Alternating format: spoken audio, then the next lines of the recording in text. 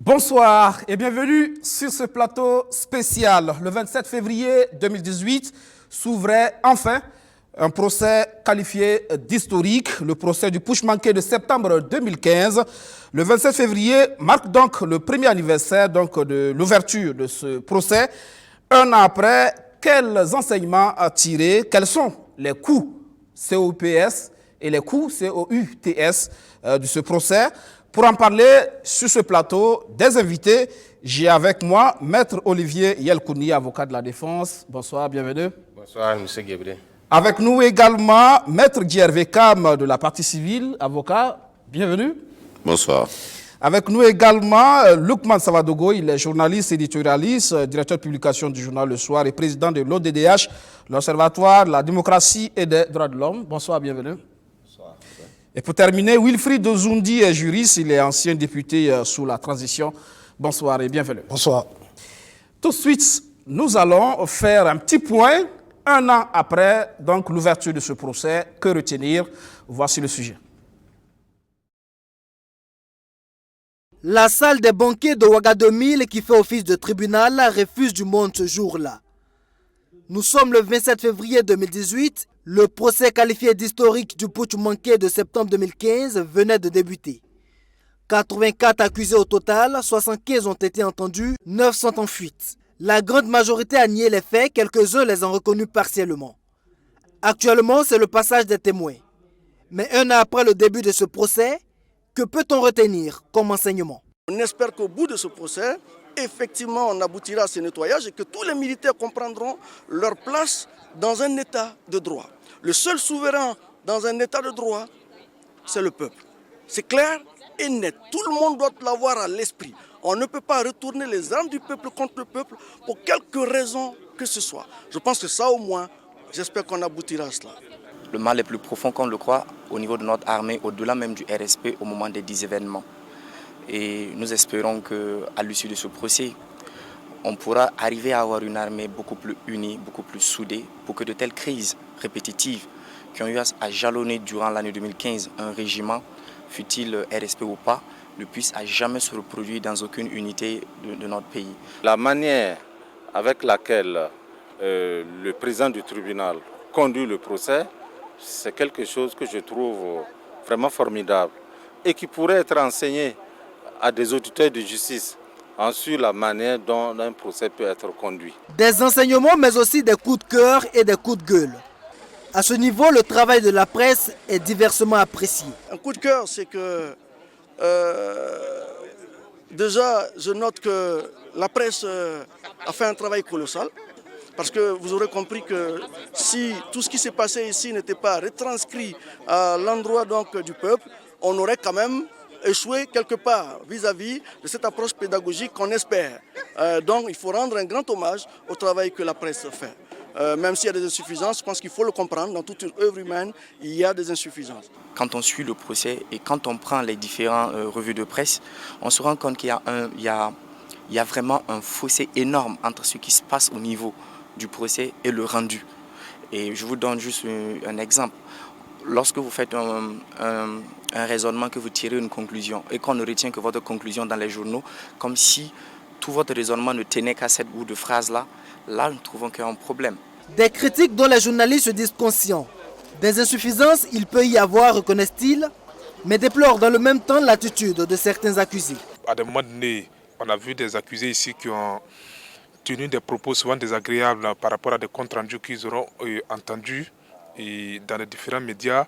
Alors après recoupement, tous les journalistes se rendent compte que la chose a été dite, mais l'accusé lui-même ne se rend pas compte qu'il a dit ça. Alors tout ça, il y a aussi des questions d'image, parce que l'accusé qui est là espère sortir de ce procès-là avec une image quand même qui ne sera pas trop écorchée. Alors quand on dévoile un certain pan de sa vie et qui est relayé dans les médias faussement, il ne peut pas être content. Donc ici, le journaliste se retrouve ici comme une sorte de bouc émissaire. Voilà, celui-ci qui on tire quand ça ne va pas. Mais nous sommes bien obligés, au regard de ce qui est notre mission, quand même d'encaisser aussi, mais de rendre compte des différentes audiences. Tout compte fait, toutes les parties sont unanimes sur l'aspect pédagogique de ce jugement. Au-delà de la vérité et la justice, c'est l'unicité de l'armée qui est recherchée. Mais une question, ce procès ne risque-t-il pas de renforcer la division au sein de l'armée? Une interrogation. Voyons aussi que pense l'homme de la rue de cette première année de procès. Vraiment, ça fait un an et jour que ça débute, vraiment on ne comprend rien. On avance et puis on recule. On ne comprend rien même au juste ce qu'il y a. Voilà. Les témoins viennent, chacun vient et dit ce qu'il veut, on ne comprend rien. Donc il faut mieux même d'arrêter, ça ne sert à rien de continuer. Et puis on les condamne ou bien on les libère, ça vaut mieux quoi. Voilà, ce sont des gaspillages inutiles. La population souffre, ça ne va pas. On mise des millions sur eux. Donc quand même, prenez cet argent-là, voyez la population au moins. Je pense que les choses évoluent, les gens le pensent autrement, mais si tu suis les actualités, tu vois que la vérité ne fait que sortir. Et on souhaite vraiment une bonne justice pour tous les Burkinabés. La vérité, ça va aboutir. Ça prend du temps vraiment, mais Inch'Allah, on pense que ça va finir par s'arranger. On sent qu'il y a des trucs, un peu de complicité. Ouais. On ne sent pas ça comme on l'attendait. Complicité avec qui? Ah non, les autres témoins, tout ça là. Bon, je vois que c'est très lent, mais avec le temps, ça va aller quoi. On saura la vérité. À la fin, vous attendez quoi? Les condamnations. De qui? Hein? Les coupables là. Ouais. Parce qu'actuellement, on voit qu'ils ont indépendant de l'année pour le procès. Et ça n'aboutit à rien. Ça part nulle part quoi. C'est un truc bon pour essayer de blanchir l'argent. Parce qu'on fait un procès et puis on ne voit pas comment le truc se passe. On a jugé les gens, les preuves qu'on envoie, c'est pas papa. Bon, c'est pas ce qu'il veut faire du procès. On ne comprend pas le but du procès même. Vous n'avez plus d'engouement pour ça? Bon, nous on regarde seulement pour regarder seulement parce qu'on ne sait pas ce qu'il veut faire le procès. À tout le monde, on regarde pour regarder seulement. Vous attendez quoi à la fin? Bon, à la fin, on sait qu'ils vont dire que bon, on fait les gens, bon, on peut dire la paix pour le consensus total. C'est un truc comme ça qu'ils vont faire à la fin parce qu'ils ne voient pas. Il n'y a pas de preuve pour juger. Ils font des jugements, ils font sans preuve. Donc à la fin, ils vont ce qu'ils vont dire seulement. C'est ça. On ne voit pas de trucs qu'ils vont dire. Voilà. Question simple pour commencer, chers invités. Allons-nous vers la vérité dans ce procès, un an après, Maître Yelkouni? Allons-nous vers la vérité un an après le procès? Tout dépend. Tout dépend donc de ce que vous prenez comme vérité.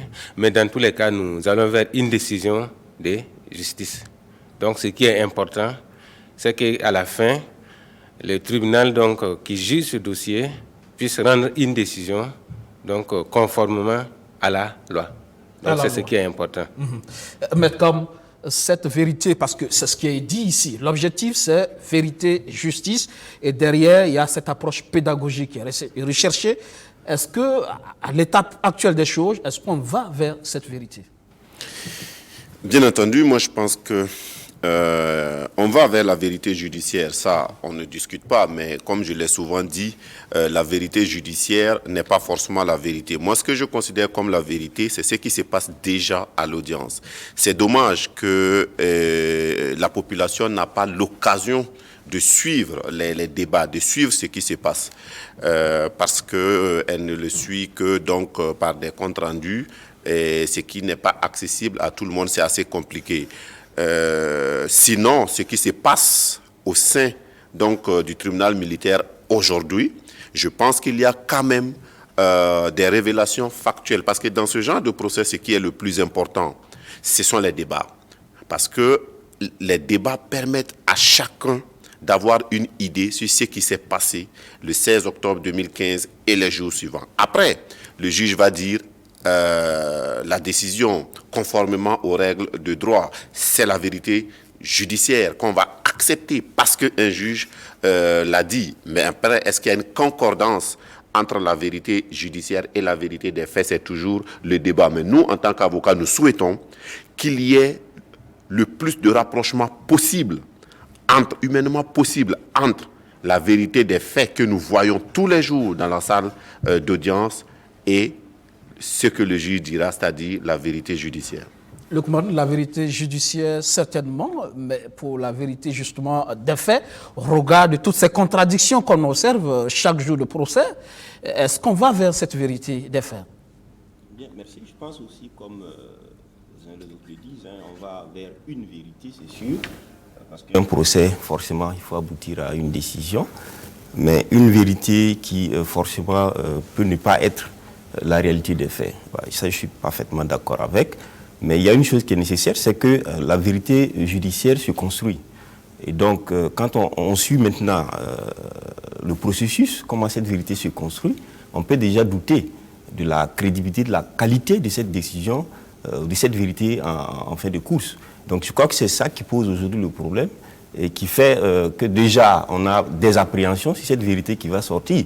Si déjà dans sa construction, donc la façon de mener la procédure depuis lors jusqu'au jugement aujourd'hui qui s'est fait avec ce qu'on voit comme incident et tout, on a quand même quelques doutes par rapport à cette vérité. Il y a quand même une sorte d'unanimité autour, par exemple, du président qui semble bien conduire les choses. On a entendu, par exemple, tout à l'heure, Maître Sommet de la Défense quand même reconnaître cette état de vérité. Qu'il donne les griefs parce que moi je ne comprends pas. Quand on dit qu'il y a un risque, je veux bien comprendre pour qu'on puisse discuter. Non, je pense que je crois que les avocats apprécient, ils apprécient la prestance du juge et sa probité certainement. Mais je pense aussi que les questions de droit sont des questions de droit qui sont connues. Le juge en question, il a été récusé au départ. Est-ce que ça, c'était pas une question de droit? Voilà, donc je pense que c'est comment j'appelle la construction de la vérité. Parce que quand déjà, au départ du procès, on dit que le juge lui-même, il est récusé et qu'il ne peut pas tenir ce procès, je pense que déjà ça pose un problème, même si par la suite il preste bien, mais au départ il y a eu quand même quelque chose de façon à remettre en cause cela. D'accord.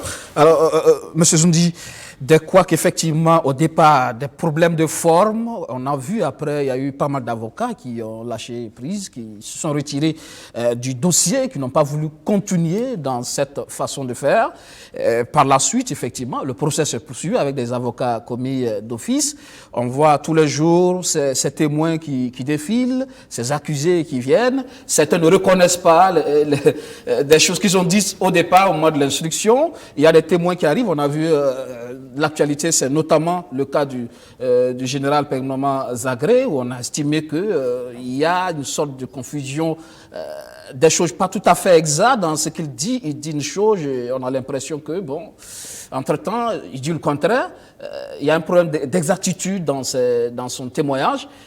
Tout cela peut porter un coup à la crédibilité du processus et puis, à la fin, cette vérité des faits recherchée peut ne pas être au rendez-vous. Votre analyse est une autopsie exacte. Les lois de la République disent que la justice est rendue au nom du peuple. Vérité en latin signifie veritas, qui veut dire vrai. Le peuple veut la vérité et non le mensonge. Mais est-ce que nous partons vers cette vérité? That is the question, comme le disent les Anglais. Parce qu'au départ, je suis de ceux qui avaient bâti leurs convictions sur le fait que beaucoup n'avaient pas voulu de ce procès. Il faut le dire clairement. Parce que dès l'ouverture de ce procès, entre déport et renvoi, du 27 février, c'est le 29 juin véritablement que le procès a pu démarrer. Et de nos jours, il y a une internaute qui ironisait en disant que on a l'impression que les présumés auteurs ou commanditaires sont subitement frappés par la maladie d'Alzheimer. Parce que c'est rythme entre oubli, hésitation, rétention, autocensure. Et dans ce sens, la vérité est empruntée. Or, ce serait un rendez-vous manqué, comme vous l'avez dit, si on n'aboutissait pas à la vérité. Parce que, comme je l'ai dit au départ, la justice est rendue au nom du peuple. Et le peuple ne veut pas le mensonge. Nous voulons savoir la vérité parce que plus de 14 personnes sont tombées, plus de 257 personnes sont blessées, des gens ont encore des balles dans les corps. Nous voulons la justice. Parce que sans justice pénale, dans ce cas, c'est important de le dire, il n'y a pas de réparation civile, sauf si l'État décide de jouer son rôle social. D'où la nécessité que les responsabilités pénales soient ici situées. Est-ce qu'au niveau de la défense aujourd'hui, ces difficultés de départ, finalement, on les accepte, on se dit, malgré tout, la vérité sera dite? Oui, il faut s'apercevoir que dès le début, effectivement, la défense a soulevé un certain nombre d'exceptions. Cela ne veut pas dire, comme le pense mon voisin, qu'il y a des gens qui ne veulent pas de ce procès. Nous voulons donc de ce procès depuis le début parce qu'effectivement, imaginez-vous les accusés, ils sont incarcérés depuis 2015. Eux-mêmes, ils sont pressés pour être situés sur leur sort. Mais nous disons que s'il y a un procès, il faut que ce procès-là se tienne suivant donc les normes juridiques. Et si nous, avocats de la défense, nous pensons qu'effectivement, il y a des normes qui sont violées, il nous appartient donc de soulever des exceptions pour permettre donc au tribunal de statuer. Effectivement, nous avons soulevé des exceptions. Nous avons commencé donc par récuser le tribunal. Vous venez donc de dire ce qui s'est passé, parce qu'effectivement, aucune juridiction du Burkina Faso ne s'est déclarée compétente pour connaître de cette récusation.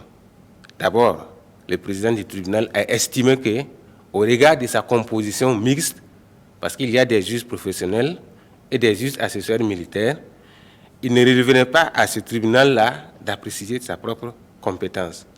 Et nous a renvoyé à la Cour de cassation, la chambre criminelle.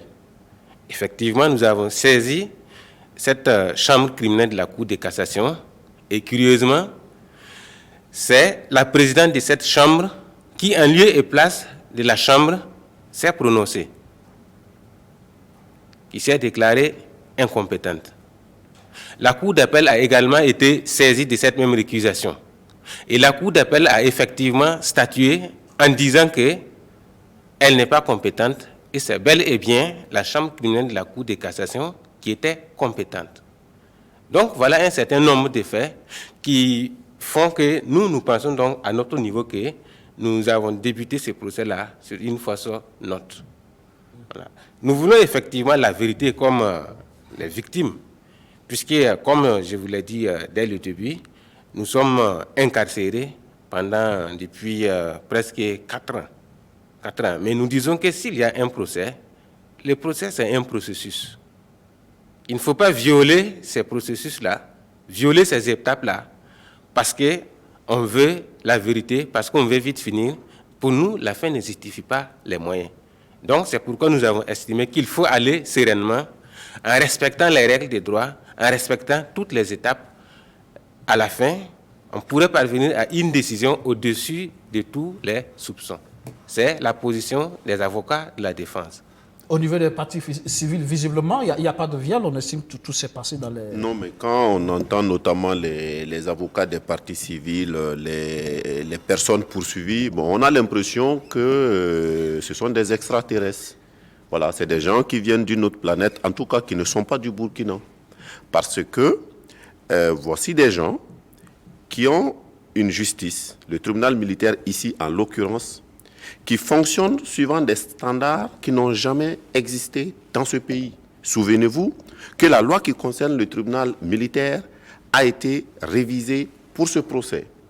Ensuite, nous qui pratiquons la justice depuis longtemps, depuis plus de 20 ans, je peux vous assurer que tout ce que je peux demander de mal pour mon pays, c'est que les règles de fonctionnement actuelles de cette juridiction dans ce procès-là soient dupliquées dans les tribunaux de grande instance où sont jugés les voleurs de moutons, de poulets. Parce que les garanties procédurales, la manière de gérer ce procès, toutes les couvertures que les personnes poursuivies ont, je suis persuadé en tant qu'avocat que je serais heureux que mes clients qui sont poursuivis pour vol d'âne aient les mêmes droits. Mais malgré tout, eh bien, on se plaint, on pleurniche, comme si on était dans un état de non-droit. On prend un exemple tout de suite. On a saisi telle juridiction, incompétent, mais la loi a prévu tout ça. La loi burkinabé prévoit que lorsque toutes les juridictions se déclarent incompétentes, même dans cette situation, c'est que la loi a prévu que ça peut arriver. Même dans cette situation, il y a des voies de recours. Pourquoi ils ne l'ont pas fait? Moi, je n'en sais rien. Mais ce que je peux dire, c'est que ce procès doit permettre à tous les Burkinabés d'être heureux. Pourquoi? Parce que Ben, en d'autres temps, sous d'autres cieux, des gens auraient aimé avoir le procès, qui ne l'ont pas.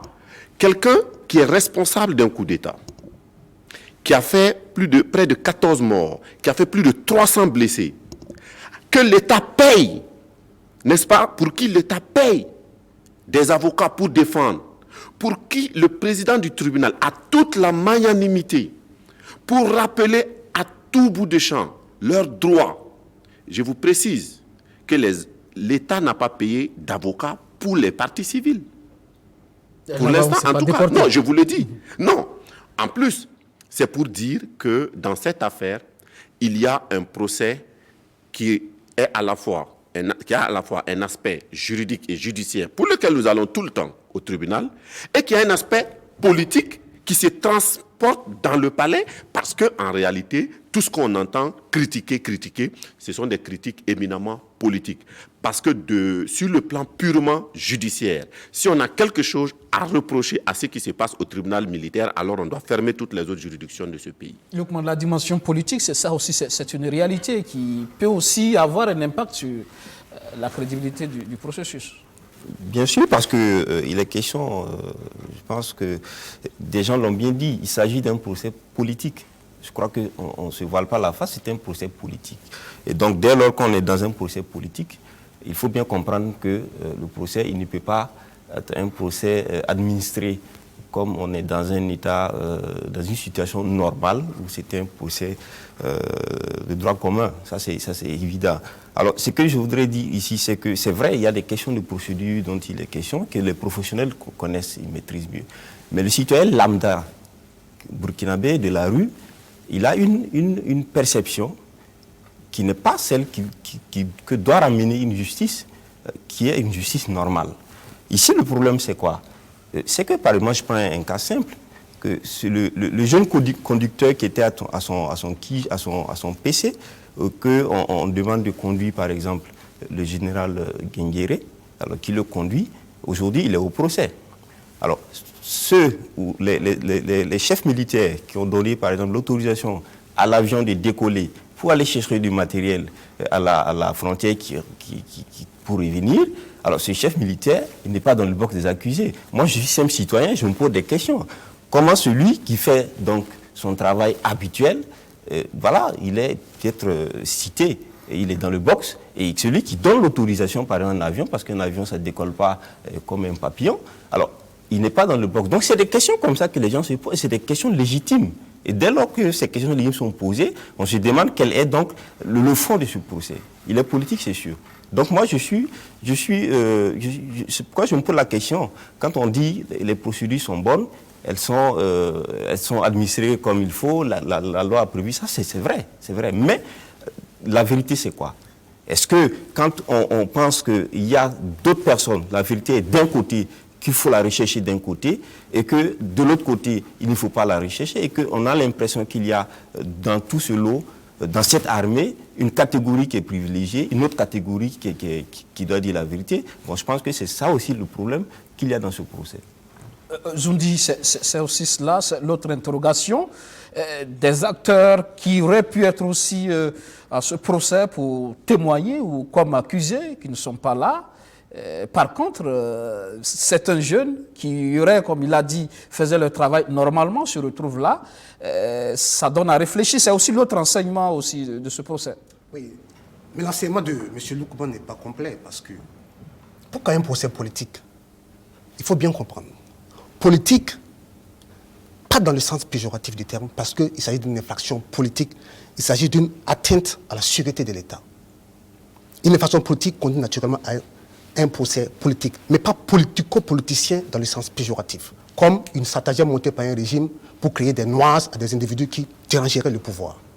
Cela dit, M. Loukman dit qu'il y a certaines personnes qui devaient être au box des accusés, mais qui n'y sont pas. Il a bien fait de le dire. Mais il faut également ajouter que certaines personnes telles que Blaise Compaoré, Guillaume Soro, Fatou Guinguéré, contre lesquelles des mandats d'arrêt avaient été émis, ne sont pas non plus dans le box des assurés. Et c'est là aussi la difficulté. Naturellement. J'aurais pu être là. Ah, bien sûr. Vous avez vu comment ces mandats ont été annulés de façon rocambolexe. On aurait pu reprendre la procédure pour corriger les vices de forme, mais ça n'a pas été fait. Pourquoi? Cela dit, de mon point de vue, ce procès doit être un rendez-vous pour le peuple de se réconcilier avec lui-même. On l'a dit au départ, c'est une condition sine qua non pour aller vers la réconciliation. Mais si nous ratons ce procès doit être comme une catharsis pour soigner une plaie. Mais si on ne nettoie pas la plaie, on la pense, la putréfaction viendra de l'intérieur. C'est l'impression que vous avez jusqu'à présent? C'est mon impression, parce que pour le moment, je reste toujours sur mon soif. Attendons de voir la suite. Nous sommes d'abord à une étape d'audition des témoins. Ensuite, également, les victimes pourront parler, les avocats pourront également parler. Mais pour le moment, je demeure sur ma soif. Parce que le rendez-vous entre le peuple et la vérité n'est pas encore arrivé. Et nous sommes toujours dans l'attente. D'accord. Alors, on va justement vers cet enseignement et on est là dans la deuxième partie, les coûts de ce procès par rapport à l'armée aujourd'hui de façon générale. On parlait de ce jeune qui conduit le général et qui se retrouve justement à la barre. Mais c'est pas vrai. Parce qu'il ne faut pas parler de ça comme si c'était une vérité du dossier. Ce n'est pas une vérité du dossier. Voilà. C'est une caricature. Voilà. Non, ce n'est pas une vérité du dossier. Non, monsieur Lukman, vous ne connaissez pas le dossier. Vous ne connaissez pas le dossier. Toujours est-il qu'il y a ce problème-là qui se pose aujourd'hui. Il y a des jeunes qui estiment avoir fait le travail, avoir exécuté des ordres, mais qui se retrouvent là. Et aujourd'hui, la question, c'est l'impact aujourd'hui sur cette armée. Est-ce que désormais, on dit effectivement à ces jeunes, quand votre hiérarchie désormais vous donne des ordres, réfléchissez pas deux fois, vous pouvez même vous permettre de désobéir. C'est aussi cet enseignement qu'on retient. Vous savez que dans l'armée, le principe, c'est la discipline. Mais en droit pénal, il y a ce qu'on appelle la théorie de la baïonnette intelligente. Quand l'ordre que vous donne votre supérieur est manifestement illégal, vous avez le droit de désobéir. Faute de quoi, vous devenez complice de l'ordre illégal qu'il a donné. Imaginons par exemple, votre officier supérieur vous dit par exemple que de prendre un garde à vue, de le faire, de le briser, et vous le faites en âme et conscience. Vous savez bien que l'ordre est manifestement illégal. Et quand vous l'accomplissez, ça veut dire que vous cautionnez explicitement l'ordre donné par votre supérieur hiérarchique. En ce moment, on dit le complice et l'auteur principal sont cousus dans le même sac. La question, c'est où se trouve la limite entre le légal et l'illégal. À quel moment on réfléchit pour dire, attention, là, comme demande, la hiérarchie me demande, là, ça peut me conduire dans une situation... Vous avez bien compris le marxisme développé par notre ancien leader, Thomas Sankara, qui disait qu'un militaire sans formation politique et idéologique est un criminel en puissance. Je me dis quand même que les militaires, c'est quand même des hommes qui ont reçu des formations, pas seulement physiques, mais également intellectuelles. Et durant leur formation théorique, ils savent la part des choses entre ce qui est juste et ce qui est injuste. Naturellement, ce qui est légal et ce qui est illégal. Et en âme et conscience, outre le fait même de votre enseignement, votre conscience même peut vous guider sur la justesse ou l'injustice d'un acte. Donc, c'est à ce moment également qu'on fait appel également au réflexe personnel pour pouvoir également réfléchir et agir. Faute de quoi, un acte est manifestement illégal, naturellement, ça saute à l'œil, même sauf si on est de mauvaise foi. C'est ce que je peux dire sur ce point. Oui, maître. Oui, avant de répondre à cette question, je voudrais d'abord m'étonner que mon confrère Guy Hervé Cam s'étonne du traitement réservé aux accusés et qui demande donc à ce que ce traitement soit réservé à tous les voleurs de poulets. J'appelle également donc de tous mes vœux ce traitement donc aux voleurs de tous les poulets. Mais c'est pour la première fois que je vois que un accusé n'a pas pu obtenir qu'une juridiction de ce pays statue sur sa requête. Je parle des récusations. C'est la première fois que je vois qu'un président du tribunal a pris une décision de justice pour limiter le nombre de témoins à convoquer pour dire aux accusés, mais vous ne l'avez pas fait, vous n'avez plus le droit de le faire. Donc ce sont des droits majeurs qui ont été violés. S'il estime que ça va, moi je pense que ça pouvait aller mieux que ça. Alors, un procès politique, oui, effectivement, on a parlé des mandats d'arrêt qui ont été annulés, mais ça, ce n'est pas du fait des accusés. Ce n'est pas du fait des accusés. C'est du fait du personnel judiciaire de l'État. Ce qu'il disait, ce n'est pas le fait des accusés, également que des personnes n'ont pas comparu. D'accord. Alors, on a dit que l'État n'a pas payé des avocats pour les parties civiles. Ben, ça, c'est vrai. Est-ce qu'ils en ont fait la demande? Je n'en sais rien.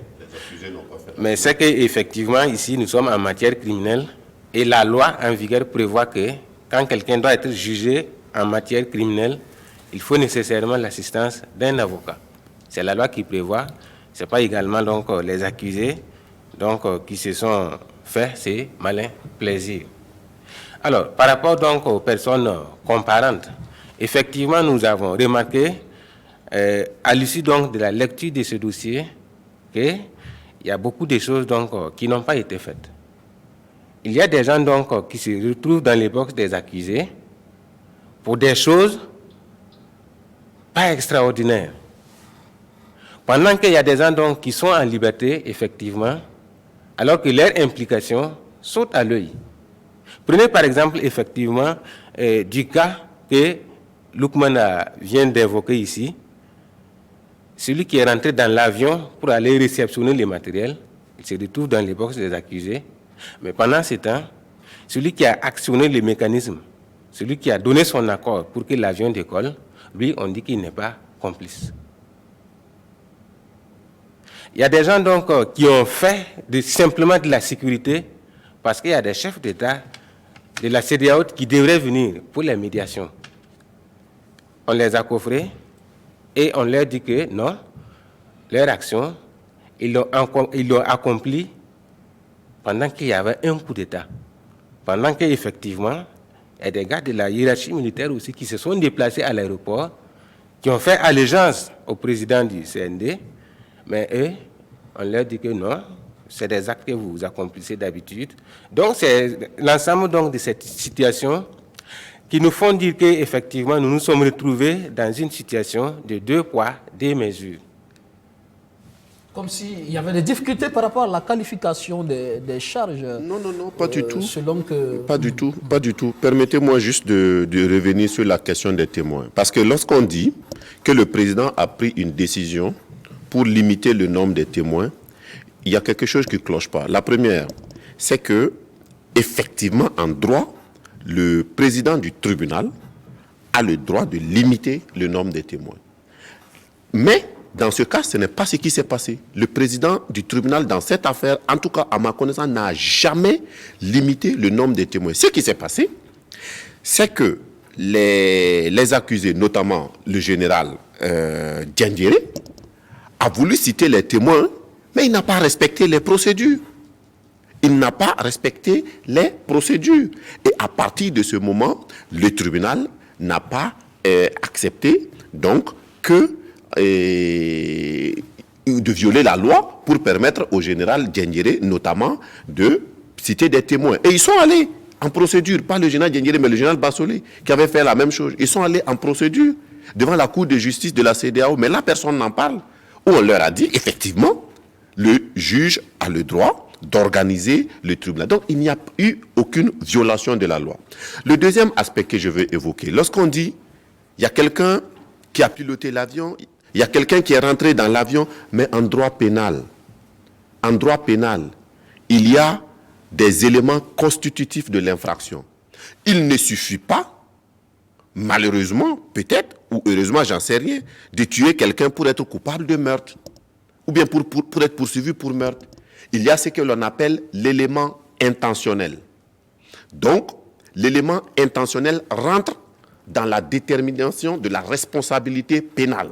Et lorsque le juge d'instruction ou le procureur estime que dans cette affaire, l'élément légal l'élément matériel est là, mais l'élément intentionnel n'existe pas, il peut ne pas te poursuivre ou en cas de poursuite, vous pouvez être blanchi. Donc, lorsque on dit ça, mais on ne parle pas du dossier. Le dossier, ça fait 15 000 pages. On ne peut pas le discuter ici. Mais les situations ne sont pas pareilles. Maintenant, on bondit là-dessus pour dire il y a quelqu'un qui a simplement conduit le général, il est poursuivi. Moi, dans le dossier, j'ai vu quelqu'un qui était de la garde du général, qui a suivi le général, arrivé au palais du Moronaba, il a appelé sa femme, qui est venue le chercher, il a abandonné, il est parti. Donc, c'est pour dire que c'était possible. Donc, on a 84 cas individuels, plus les cas des personnes qui ont eu des non-lieux, et on ne peut pas les prendre pour comparer. Ce que je veux dire pour terminer, tous ces problèmes révèlent quoi? Révèlent un problème peut-être de l'accommodation, la concordance qu'on peut avoir entre notre système judiciaire et notre société. La réalité, c'est ça. Peut-être qu'il y a un problème de cette justice-là qui n'arrive pas à se soucier aux préoccupations des sociétés. Parce qu'effectivement, c'est une justice importée que les gens ne comprennent pas. Donc, à partir de ce moment, bon, on est souvent perdu. On trouve, par exemple, que ça prend du temps, inutilement, ça gaspille l'argent. Mais malheureusement, pour l'instant, jusqu'à ce qu'on ait un pouvoir politique qui va refonder la justice pour la mettre en adéquation avec notre vécu quotidien, eh bien, c'est cette justice-là qu'on a. Et c'est cette justice qui juge Pierre et elle doit juger Paul. Ce n'est pas parce qu'aujourd'hui, les accusés sont des généraux, sont de l'ex-RSP, qu'il faut changer, en fait, la justice pour leur confort. Lukman, c'est là toute la réalité aussi aujourd'hui de ce procès par rapport à son impact sur l'armée. Ça fragilise quand même. Tout à fait. Je pense qu'il y a un élément important ici. Ça doit dégager les horizons désormais au Burkina. Je veux dire, pour mieux construire notre état des droits, s'il y a lieu de faire en sorte qu'il y ait plutôt une mise en phase de notre justice avec la société, je crois que ça, c'est une nouvelle perspective. On parle déjà de justice transition ou justice, voilà. Transition, etc. C'est des débats qui sont menés. Mais je dis, ici, nous sommes dans un état des droits. Nous avons une justice qui est là. Je crois que le problème ici, c'est quoi? C'est que souvent, le doute vient de ceux qui administrent la justice. Et non pas forcément de l'appareil qu'on a. C'est ça le vrai problème. Tout ce qu'on est en train de dire, c'est d'abord l'homme juge, celui qui juge, ou l'homme de droit. C'est ça le fond du problème. L'autre élément sur lequel je voudrais quand même bondir par rapport à mon ami Zoudi, c'est sur la question de la baïonnette intelligente. Moi, je suis d'accord avec. En matière, c'est vraiment, pour les droits de l'homme, on ne peut pas avoir une responsabilité à moitié. Voilà. Donc, mais il faut aussi qu'on aille loin. Et ce qui fait problème au niveau du Burkina, quand on invoque cette baïonnette intelligente, c'est que l'exécutant, oui, est responsable. Mais le commanditaire ou celui qui a donné l'ordre n'est pas responsable. On l'a vu. On est en train de parler de cela ici. Ça existe dans ce procès? Bien sûr. Un exemple? On prend l'exemple. Non. Par exemple, on dit que celui qui a donné l'ordre à l'avion de décoller, lui, par exemple, il n'est pas concerné par la baïonnette, alors qu'il a donné l'ordre. Pourquoi la baïonnette ne le concerne pas, lui? Mais c'est celui qui a donné l'ordre.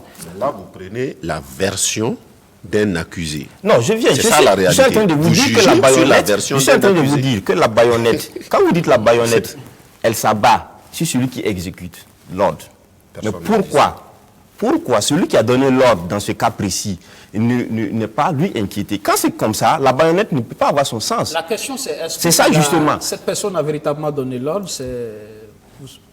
Oui, mais quand on dit ici, ça a été dit. On suit le procès, nous suivons le procès. Ça, c'est la version du général Diendéré. C'est pas parce que c'est dit que c'est vrai. Dans le cas de l'avion, on a suivi à la barre. Ce que je veux dire, c'est que la baïonnette aurait pu être... n'a rien inventé, ses avocats n'ont rien inventé. Quelqu'un a donné l'ordre. Je ne vais pas dire son nom ici, parce que le procès est en cours, mais quelqu'un a donné l'ordre. On a dit que c'est le général Zagré qui a donné l'ordre, et le général Zagré a mis au défi toute personne de lui sortir un ordre en disant, en répétant plusieurs fois qu'il n'a jamais donné l'ordre pour la mission héliportée. Ça au moins c'est clair. Le général Zagré l'a dit, et dans le dossier, et personne n'a pu sortir une pièce qui montre que le général Zagré a donné l'ordre. La question c'est, est-ce qu'on peut être chef d'état-major et ne pas avoir de responsabilité dans ce...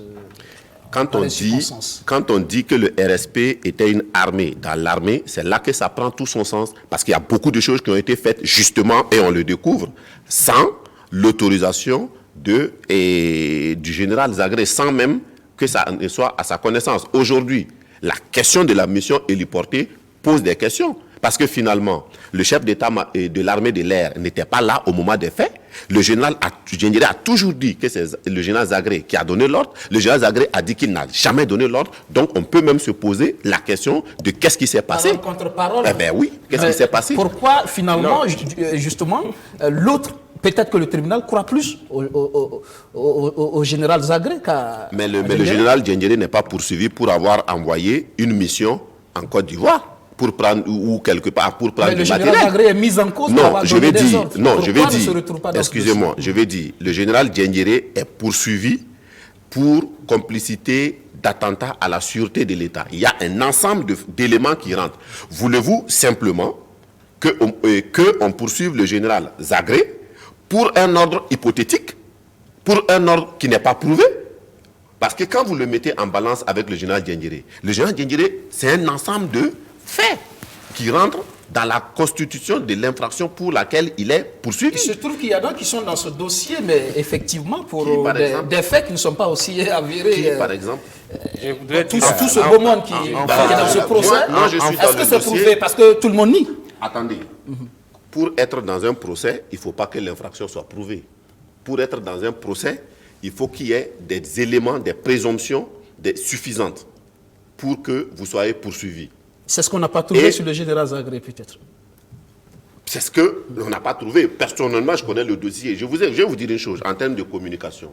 Personnellement, avant d'arriver à ce procès, j'en étais arrivé à penser que probablement ce qu'on appelle la hiérarchie militaire avait une responsabilité. Je dois dire que j'ai été choqué de ce qui se passe depuis que les chefs militaires viennent à la barre. Parce que je me rends compte que finalement, il n'y avait rien contre ces gens. On nous a mis au défi, on nous a mis l'eau à la bouche en disant on verra la hiérarchie militaire. Mais il n'y avait rien. Mais absolument rien. On a dit, il s'est levé me donner la place. On a dit, ils n'ont pas condamné. On a dit, ils n'ont pas... Mais voilà. Voilà finalement ce qui reste. Maintenant, quand on met ça en balance avec la chose, avec ce qui s'est passé sur le terrain, je pense qu'on a des questions quand même à se poser. C'est juste la manipulation en termes de communication. Ça, c'est une lecture d'un avocat de la partie civile. On ne s'attendait pas donc à ce que la partie civile et les parquets aient une autre lecture que celle qu'ils ont. Quand on parle donc de la mission héliportée, il faut se rendre compte que l'avion ne peut pas décoller ici sans ordre. Et cet ordre-là, ce n'est pas les éléments du RSP qui doivent signer cet ordre-là. La preuve est qu'après la mission, un ordre de mission a été signé à titre de régularisation. Ça, c'est un. Moi, je ne m'attendais pas à ce que Zagré soit personnellement poursuivi, parce qu'effectivement, il dit qu'il n'a pas personnellement donné l'ordre. Il a commencé d'abord à dire que, dans ses PV, qu'il n'en était pas au courant. Au cours de l'audience, il revient, il dit que oui, qu'il était au courant, mais il n'en a pas donné l'ordre. Il a été au courant après. Mais il a donné l'ordre. Ça, le hic. Il y a quelqu'un qui a donné l'ordre. Et cette personne-là relève de l'état-major général des armées. Est-ce que cette personne est poursuivie? Non. Mais il y a des gens donc qui ont conduit l'avion jusqu'à destination. Il y a des gens qui ont actionné son mécanisme, puisqu'il y a toute une chaîne donc de hiérarchie. Est-ce que ces personnes-là sont dans les boxes des accusés? Je dis non. Mais le simple élément qui est rentré dans l'avion, qui est allé à la frontière et puis réceptionner le matériel, lui, il se retrouve dans les boxes des accusés. Deuxièmement, on dit qu'effectivement, le général Diendéré n'est pas poursuivi pour ça, mais je dis à mon confrère que le général Diendéré est poursuivi pour trahison. Et dans les éléments de l'infraction de trahison, il y a effectivement les éléments du matériel de maintien d'ordre qui a été récupéré à la frontière ivoirienne. Et l'argent? Oui, mais ça, c'est entre autres. Entre autres. La récupération de matériel fait partie. Ça fait partie. C'est la motivation de l'arrêt de renvoi qui a saisi le tribunal qui est en train de juger. Pendant que, effectivement, ceux qui ont donné l'ordre, ils sont venus même à l'audience dire que non, que dans tous les cas, récupérer du matériel de maintien d'ordre n'est pas déterminant. C'est ce qu'ils ont dit. Ces témoins, ceux qui sont venus témoigner, qui ont donné l'ordre et qui viennent dire que non, pour eux, aller récupérer du matériel de maintien d'ordre à la frontière du Burkina Faso n'est pas déterminant. Pourtant, quelqu'un qui a récupéré le matériel se retrouve là-bas. Non, ça n'a même pas été dit comme ça. Ça a été dit comme ça. C'est aller récupérer le matériel du maintien d'ordre entre les mains du RSP. C'est ça que le colonel Monet, notamment, a dit que ce n'était pas déterminant. Maître Cam, c'est moi qui ai posé la question. Ce n'est pas le fait. Moi, j'ai posé la question donc au témoin. Ce n'est pas vous qui lui avez posé la question. Moi, je lui ai posé la question. J'ai posé la même question à son supérieur hiérarchique au moment des faits, le chef d'état-major général des armées, qui n'a pas répondu à ma question. Sa réponse est que non, qu'ils étaient en train de négocier. Ils n'avaient pas donc dans leur tête une logique d'affrontement. Ils avaient donc dans leur tête une logique donc de négociation. Voilà. Donc, effectivement, la théorie donc, de la baïonnette intelligente ou pas, je pense effectivement que sur le terrain, cette théorie-là pose un problème au regard donc, de ces procès, parce que les gens font vraiment attention, les gens sont nonchalants, alors qu'effectivement, il y a des situations donc, qui méritent une promptitude. Imaginez-vous donc un militaire sur le front qui s'arrête, qui demande à son supérieur d'envoyer un ordre écrit, alors que nous sommes en train d'être attaqués par des terroristes de toutes parts. Ben, je me demande, en tout cas, cette théorie, son influence, son impact sur, en tout cas, l'opérationnalité de notre armée. Et effectivement, en termes donc d'impact également, il faut se rendre compte que chaque jour, il y a un nombre important de militaires, de gendarmes notamment, qui sont mobilisés pour cette sécurité. Oui, on en est arrivé, on va en arriver justement parce que dans un contexte sécuritaire, effectivement, on aurait pu penser que ces éléments peuvent être utiles ailleurs, mais c'est un procès, il faut bien que ça se passe ici. Il y a aussi effectivement cette question de la division. Est-ce que ce procès n'accroît pas finalement la division au sein de cette armée Zondi?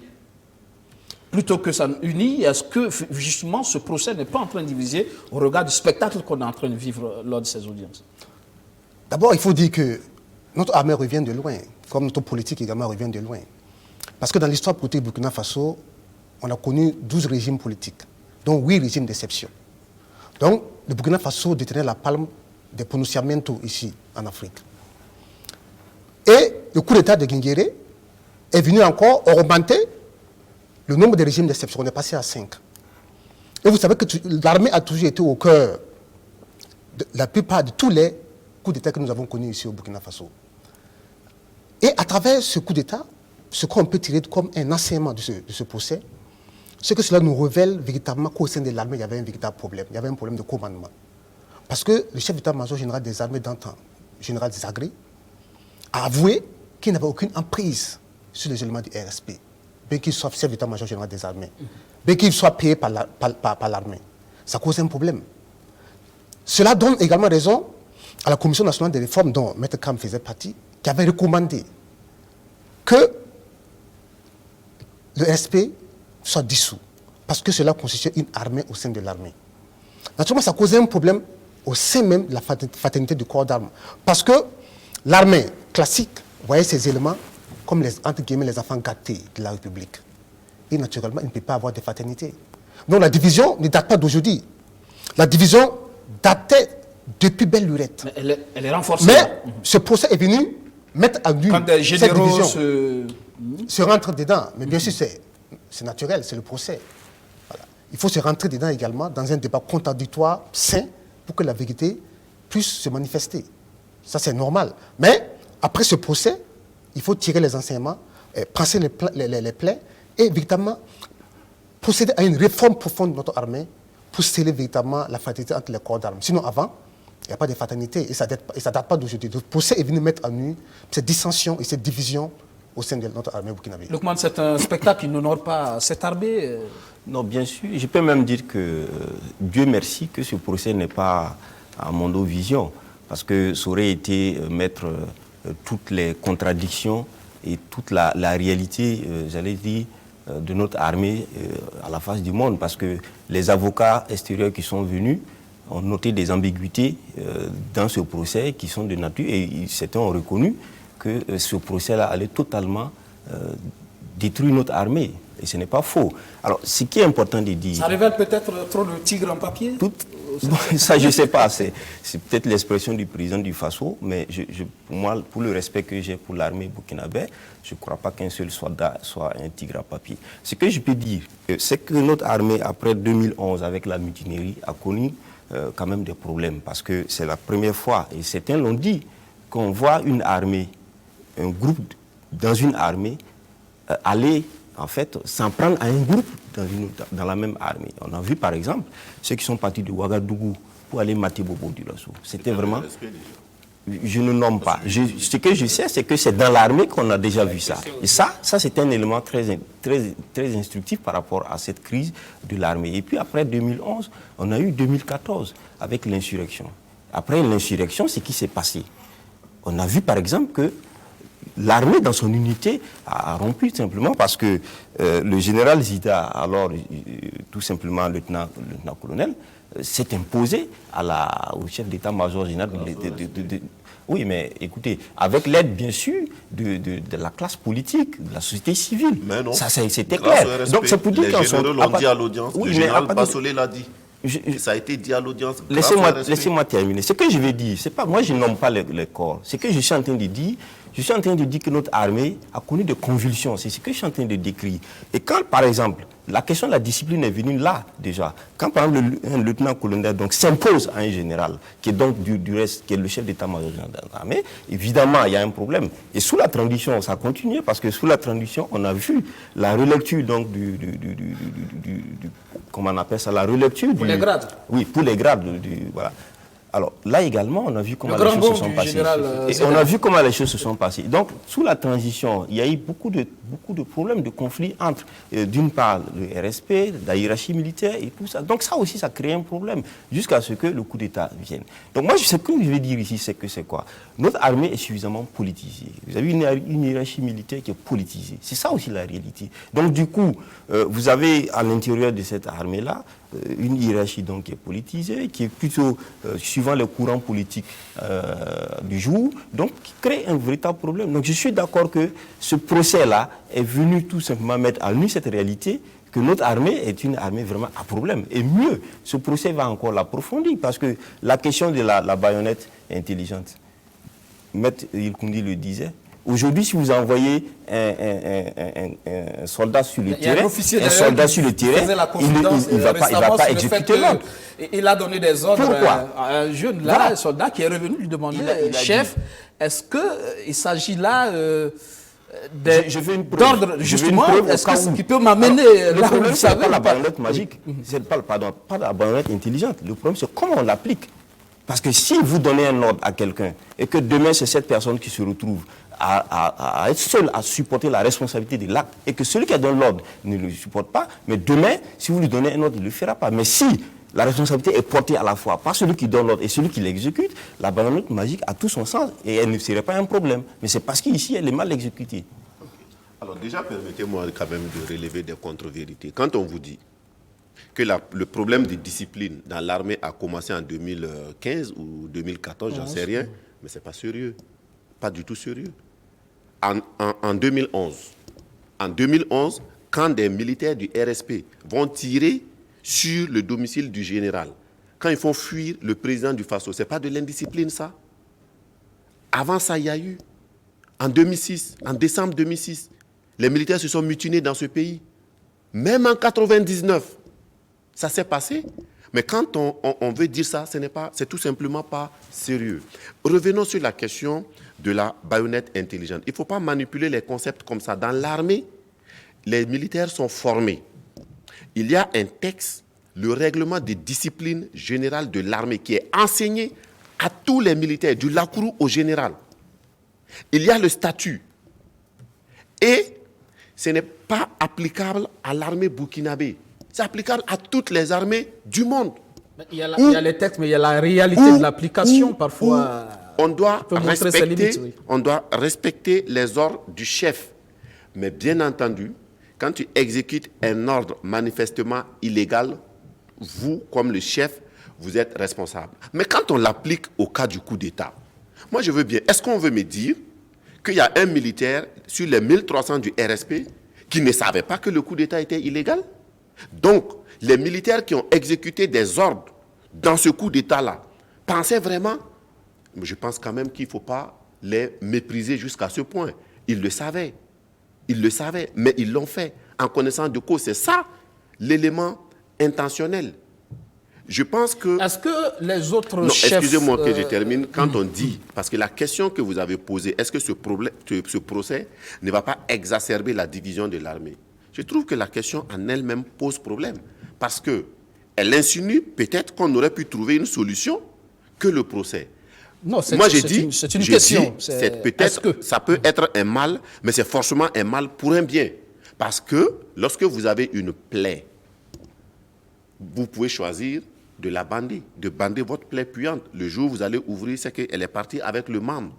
Ou alors, vous choisissez de la traiter. Ça fait mal, vous allez crier, mais après ça, la plaie est guérie. C'est un passage obligé. C'est un passage obligé quand on sort d'une armée comme l'armée burkinabé, où le chef d'état-major général de l'armée vous dit qu'il y a un corps dans son armée qui était une armée dans l'armée. Et pour reconstruire, il faudra prendre du temps. Et dans un contexte sécuritaire assez difficile, mais justement. c'est comme ça, malheureusement. Est-ce que le contexte aussi s'y prête? Malheureusement, quel que soit le contexte, si on veut pouvoir avoir une institution forte comme l'armée, c'est un passage obligé. Parce que, sous prétexte de se protéger, on ne peut pas avoir dans un pays une armée dont les faits de gloire sont sur le dos de la population civile qu'elle est censée protéger. Alors, je ne suis pas un fervent défenseur du RSP, mais ce que je veux dire, les exemples que mon confrère Kam vient d'énumérer ici ne concernent pas uniquement le RSP. Non, pas du tout. En 2011, ce n'était pas seulement au niveau du RSP qu'il y a eu les mutineries. Ça, c'est un.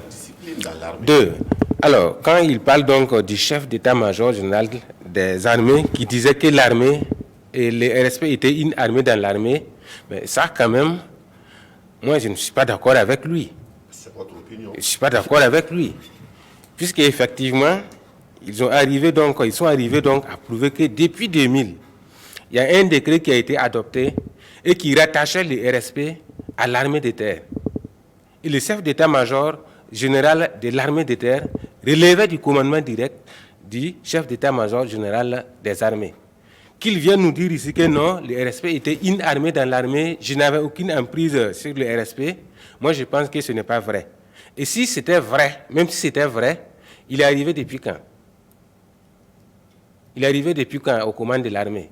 Pourquoi il n'a pas travaillé à remédier cette situation? Il a pris fonction le 1er décembre et dès décembre, il y avait eu les premières crises. Et comme il l'a dit lui-même, puisque vous le citez, comme il l'a dit lui-même... Vous défendez le général Zaïre? Non, moi je défends la réalité. Le général a dit, et je défie tout Burkinabé de bon sens de contester, il a dit, on ne réforme pas une armée en un jour. Il a pris fonction le 1er décembre et on ne voudrait quand même pas qu'il finisse de réformer l'armée le 31 décembre. Oui, il nous dit qu'effectivement, il n'a eu que 8 mois. Mais quand il s'est agi de désarmer les RSP, c'était en combien de temps? Il y avait eu le coup d'État, mon frère. Est-ce que ça a pris une semaine? Il y avait eu un coup d'État. Voilà, donc, les rapports de force ont sûrement changé entre temps. Non, il n'y avait pas de rapport de force. Il n'y avait pas de rapport donc, de force en faveur du RSP. Voilà. Donc la division au niveau de l'armée, ça c'est évident, c'est clair et net qu'effectivement, il y a une division au niveau donc de l'armée. Et dans ce contexte sécuritaire, justement, avec ce spectacle, oui, avec voyons, effectivement, cette division-là impacte sur l'opérationnalité de l'armée. Puisqu'il ne faudrait pas que, en tout cas, sur le terrain, des frères d'armes sont en train donc, de se suspecter. Donc, il va sans dire qu'effectivement, au niveau du rendement, il y a un problème donc, qui est là. Donc, ça reste un gros problème à toi. Oui, en fait, ce que je voulais dire, c'est que c'est vrai, quand on parle des questions de l'armée, des réformes de l'armée, on oublie aussi souvent que le rôle joué par chaque entité dans cette armée. Et c'est ça la question de la politisation de l'armée, qui a atteint un summum sous la transition, où c'est dans la rue pratiquement qu'on demandait certaines réformes dans l'armée. Cette armée, quand même, qui depuis 1960 a fait son bonhomme de chemin. Quoi qu'on dise, et c'est partout ailleurs, il y a des difficultés dans toutes les institutions. Mais c'est sous la transition que des civils se sont mis à demander ce qu'il faut pour cette armée. Donc aujourd'hui, c'est clair que la question de la dissolution du RSP, on peut débattre de l'opportunité ou pas.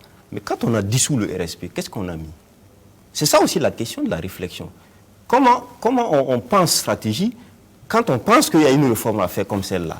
On a fini l'affaire, qu'est-ce qu'on fait? Aujourd'hui, le pays est dans une situation où tous ceux qui font les chercheurs en matière de stratégie dans la sous-région, ce n'est pas des Burkinabés, parce que bon, souvent on a des regards, mais ils vous disent clairement que la question sécuritaire aujourd'hui est liée en partie aussi à la disparition du RSP, à son non-changement. Parce qu'après le RSP, qu'est-ce qu'on a mis?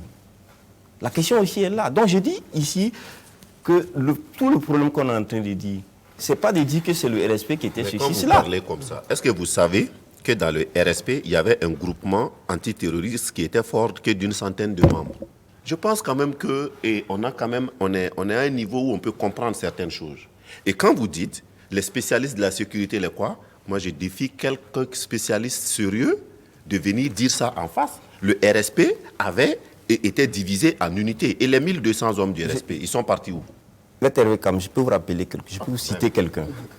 Le ministre Auguste Bari, le colonel Auguste Bari, au FILEP de 2016, il a dit, lors d'un panel, que la situation aujourd'hui est en lien avec la disparition du RSP. Il a posé le problème, ça c'était en public. Certains médias l'ont même relayé. Auguste Bari, quand même, on connaît ses compétences en stratégie. Mais il l'a dit, il a reconnu. Moi, j'aimerais bien mettre ça dans son contexte. Ah non, mais moi je le dis parce que comme vous le dites de citer un stratège, je cite quelqu'un. Non, il a dit. Non, ça... Merci. Je me sens interpellé quand même par 2 points. D'abord, en ce qui concerne la loi sur l'armée qui a bénéficié, qui a permis au général Zida de passer de lieutenant-colonel à général.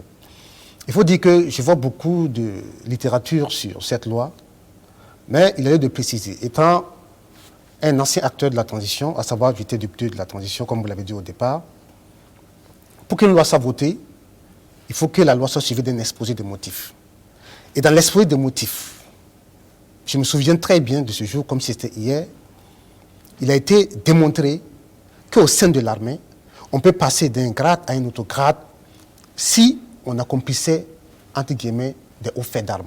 Et que des cas ont existé de par le passé. Visiblement, le général Traoré, Nabré Traoré, on l'a écouté lors du procès, il semble pas dans... Et je vous le dis. Il semble reconnaître que ça n'a pas suivi les... Mais malheureusement, ce jour, la hiérarchie militaire était présente au sein du Conseil national de la transition. Vous pouvez voir la RTB pour les archives. Encore une fois, peut-être là, on est dans les rapports de force. On a parlé du pouvoir du RSP qui échappait au chef d'état-major. Là, en ce moment, le général Zida avait le pouvoir qui échappait aussi sûrement et même s'il a le pouvoir, aux officiers. Il appartient à ses conseillers de lui dire la vérité. Je rappelle que ce jour, nous avons interpellé pour savoir le bien fondé et la justice de cette loi. Et la hiérarchie militaire qui était présente au sein du Conseil national de la transition a approuvé que c'est vrai et que cette loi pouvait être votée. Avait-elle le choix? Avait-elle le choix? Mais c'est que si ils n'ont pas voté avec un fusil sous la tempe, ni un couteau accroché à leur côte. On pourrait dire pareil pour je le pense qu'un homme doit pouvoir Zagré. assumer son choix. Deuxièmement, je voulais également intervenir. Permettez-moi, je voulais intervenir également rapidement. J'ai aussi suivi cette question, même au CNT, mais je ne crois pas que la hiérarchie militaire avait avalisé cette réforme du statut du personnel militaire. Ça a été un passage en force, il faut le noter. Un passage en force, non? Pourquoi vous dites un passage en force? En vertu de quoi? Ça, c'est la parenthèse. On n'est pas venu faire voter les députés de la transition avec un fusil sous la tempe.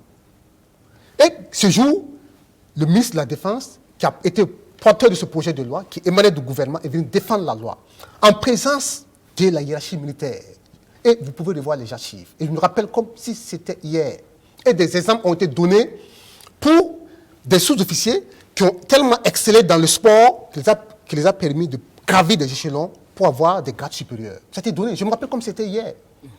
Et on ne peut pas aujourd'hui venir nous dire que, non, vous savez, au Conseil national de la transition, nous n'étions pas des exécutants qui accomplissent à la lettre. Nous étions des hommes qui réfléchissaient et qui assumaient ses choix. Deuxièmement. Dans la même veine, quand le général Zagré dit le pouvoir du RSP lui échappait en tant que chef d'état-major, on ne l'a pas mis le temps pour...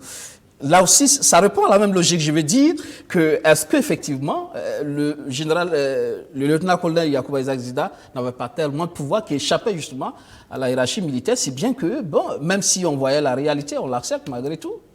Ça, c'est votre analyse. Moi, je donne une analyse. C'est une question que je pose. Bon, de la même façon, le RSP échappait au pouvoir du chef d'état-major général des armées, ça peut être la même situation. C'est possible, mais c'est une hypothèse que vous émettez. Je pense quand même qu'il faut être réaliste pour reconnaître qu'effectivement, cette situation de l'histoire de l'armée burkinabé n'a jamais existé. Et ça, c'est les militaires, les hauts gradés donc, de l'armée qui le disent que c'est la première fois qu'ils voyaient cette situation. Il y avait une situation avant, mais cette situation était bien différente de cette situation qu'on a connue sous la transition. Ça, c'est un. Deuxièmement... Mais l'exposé de motifs existe toujours, hein. Ah, ça existe. D'accord. Ah ouais. Deuxièmement, on va évoluer. Ce qui est important de dire, je pense que ça c'est une parenthèse. Évoquer la question de la politisation à outrance de l'armée sous la transition. Non, la politisation de l'armée n'a pas commencé sous la transition. Quand vous me parlez le CNR, ce n'était pas des civils. Le Front populaire, ce n'était pas des civils. Ça date de quand? Depuis 83 à nos jours. Même avant, on peut aller même sur le CNPM. Ce n'est pas des civils. L'armée a toujours joué un rôle politique. Quand vous parlez du ministre de la Défense qui est venu à l'Assemblée nationale défendre cette loi, c'était qui? Ce ministre de la Justice, là, c'était qui en son temps? Oui, c'était qui? Non, je pose la question. C'était qui? Ce ministre de la Défense, sous la transition, c'était qui? Vous avez posé la question, répondez. Non, mais je vous pose la question, puisque il est venu à l'Assemblée. Vous étiez à l'Assemblée, oui, mais vous avez posé la question, dites c'était qui? Mais c'était qui? Oui. Ce ministre-là, c'était qui? Voilà. C'est ça aussi. Ah, mais répondez à la question. C'est ça aussi. Vous avez intervenu. Pas appliquer ne passez pas par moi pour manger votre piment. Non, je ne passe pas. Qu'est-ce que vous pensez de cette personne? Ah non, cette personne-là, il a été influencé par les Chita. Ça, tout le monde le sait. Vous avez les preuves? Oui, ça, c'est peut-être votre opinion. Tout le monde le sait. Ah, vous avez les preuves? Ah oui, on va évoluer. Je voudrais qu'on aborde un autre aspect. Même le défunt président de l'Assemblée nationale, Salifou Diallo, a eu à dire même que c'est dans l'armée mexicaine qu'on peut voir ça. Il a dit que c'est dans l'armée mexicaine qu'on peut voir ce qui s'est passé dans l'armée burkinabé. Je pense que ça, c'est la parenthèse. On va poursuivre pour parler aussi d'autres coûts. Il y a aussi des coûts financiers pour ce procès.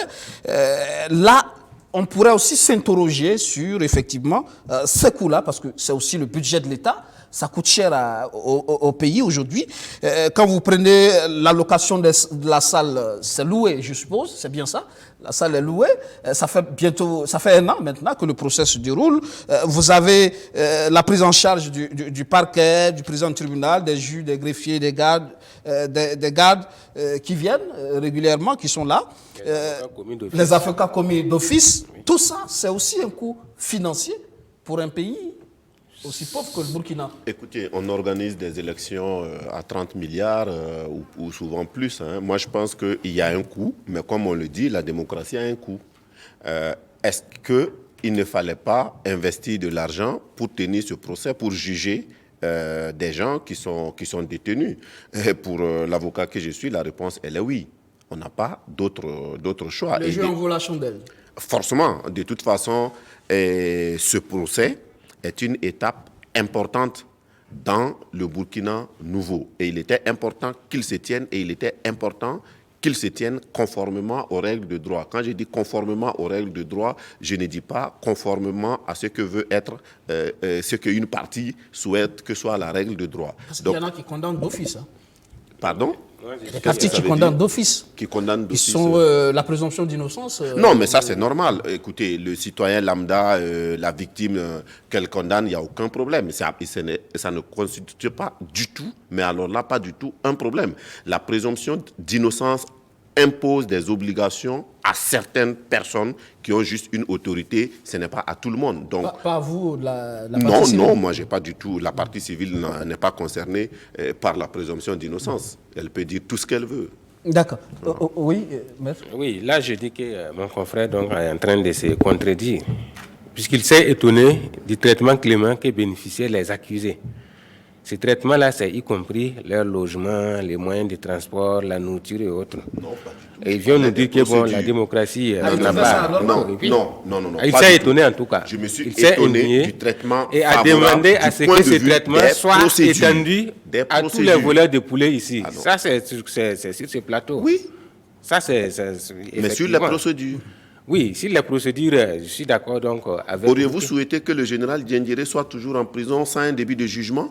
Non, c'est pas mon souhait. Donc le débat est clos. C'est pas mon souhait. Lookman, c'est justement des prisonniers depuis 2015 qui sont là. Ça fait quoi? Bientôt 4 ans. 4 ans.